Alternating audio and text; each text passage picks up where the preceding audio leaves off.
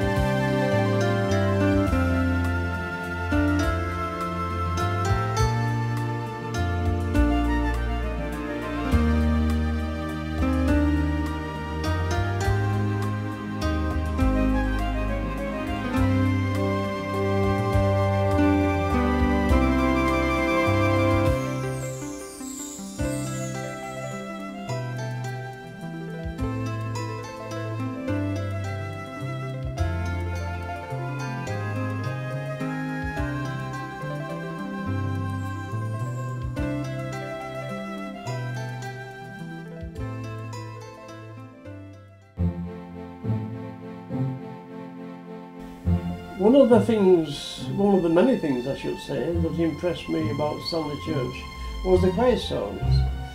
And the choir stalls is, in my opinion, a real work of art, because the carving is, in my opinion, some of the best carvings in wood that ever I have seen. I think at this stage I ought to go through the carvings one by one.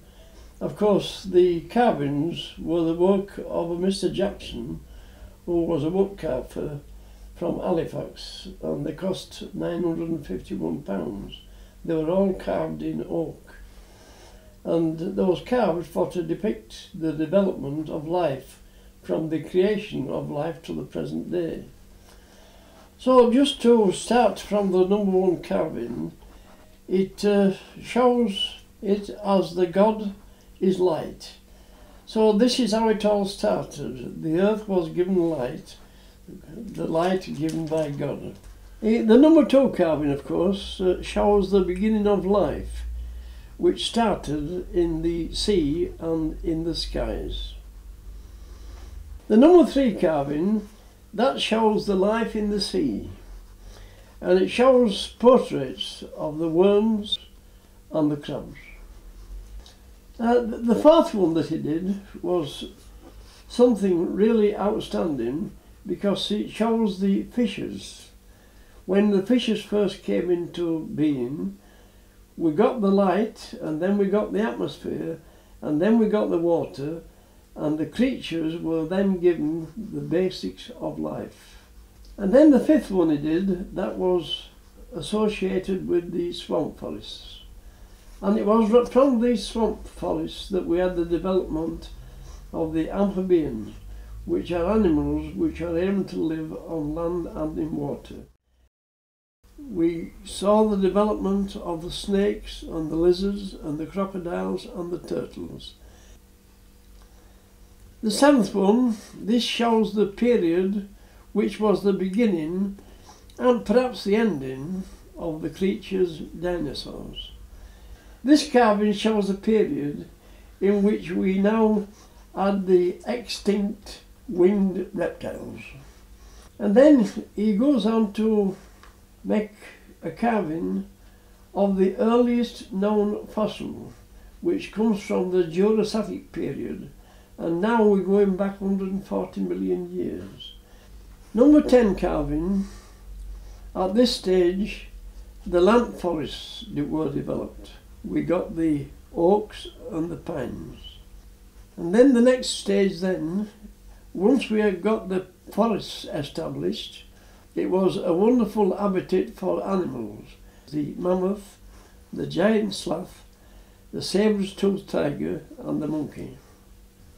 The 12th one, he shows a further development in the creatures, he shows the three-toed horse, the giant elk and the pig. But on the 13th, he shows the early man, and the cave bear and the woolly rhinoceros. On the 14th, it shows how man has developed just a little bit further, and it shows him as a caveman and also a tree man, and it shows at that time that the dog and the reindeer were developed. And then on 15, he shows man again, but in this case, he shows man who is more civilized, reading a book, also making objects such as baskets and bowls, etc. And then last, on number 16, he gives a title to it as the Son of Man. And on this it shows man being developed, it shows Jesus Christ carrying his cross, and it also shows the Virgin Mary. These carvings are something special because it shows life from the beginning. We all know of the story of the theory of the Big Bang, and we all know that at that stage, if there is a God, and we are quite sure there is a God somewhere, it was at that stage that he developed the earth from nothing. He developed it, first of all he gave it light, and then he gave the forests and the vegetation to feed life, and then he introduced the various creatures, and then the last but not least he introduced man. It's been clear for a long time that the future of this building has been in question, and there's been an ongoing process to try and decide what's best to do with it.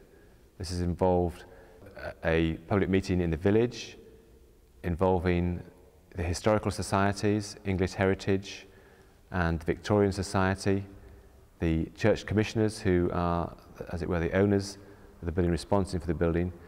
And so there's been a series of meetings and presentations about the state of the building. In the village itself, the church PCC, the committee making a decision on behalf of the church, has weighed up all the different costs of repairing the church or looking at other ways of dealing with the problem, and reluctantly in the end came to the decision that from the church's point of view, the local church's point of view, that we couldn't keep this church going. So we applied to the authorities for the church to be made redundant, and that was granted eventually by the appropriate authorities.